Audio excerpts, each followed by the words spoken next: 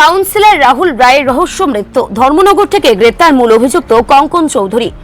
ধর্মনগর পুর পরিষদের ৫ নম্বর ওয়ার্ডের কাউন্সিলর তথা বিশিষ্ট যুব নেতা রাহুল কিশোর রায়ের চাঞ্চল্যকর ও রহস্যজনক মৃত্যু মামলায় বড়সড় সাফল্য পেল পুলিশ।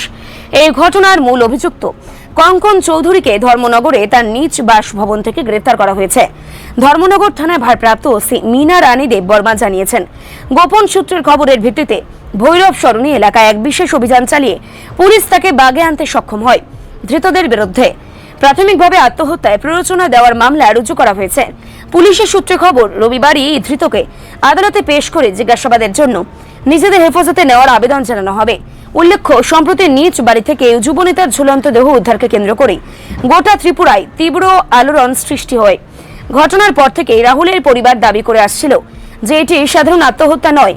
তাদের অভিযোগ, তীব্র দলীয় কোন্দল, সুপরিকল্পিত মানসিক হেনস্থা এবং লাগাতার প্রাণনাশের হুমকির শিকার হতে হয়েছিল রাহুলকে। এই পরিস্থিতিতে জড়িতদের কঠোর শাস্তির দাবিতে সরব হয়ে থানায় লিখিত এফআইআর দায়ের করেন নিহতের স্ত্রী ও পরিজনেরা। এর আগে গত ১৩ মে উত্তর ত্রিপুরা জেলা ও দায়রা আদালত এই মামলার সঙ্গে যুক্ত ৩ অভিযুক্তের আগাম জামিনের আর্জি খারিজ করে দিয়েছিল। আদালতের পর্যবেক্ষণ ছিল পুরো বিষয়টি অত্যন্ত সংবেদনশীল এবং এর গভীরে যাওয়া প্রয়োজন। কঙ্কন চৌধুরীর এই গ্রেপ্তারি মামলাটিকে কোন দিকে নিয়ে যায় এখন সেটাই দেখার। রাহুল কিশোর রায়ের অস্বাভাবিক মৃত্যুর পিছনে 7 জনের নামে এফআইআর হয়েছিল। আমরা যতটুকু কভার করলাম, একজনকে আটক করা হয়েছে। কোথায় থেকে আটক করা হয়েছে? আমরা ধর্মনগর, ওনার কঙ্কন চৌধুরীর নামে ওনার বাড়ি আপনার ভৈরব সরণি, ওইখান থেকে অ্যারেস্ট করা হয়েছে। সিক্রেট ইনফরমেশন আমরা পাওয়া গেল যে উনি বাড়িতে আইছেন, তারপরে আজকে সকালে আমরা অ্যারেস্ট করছি ওনারা।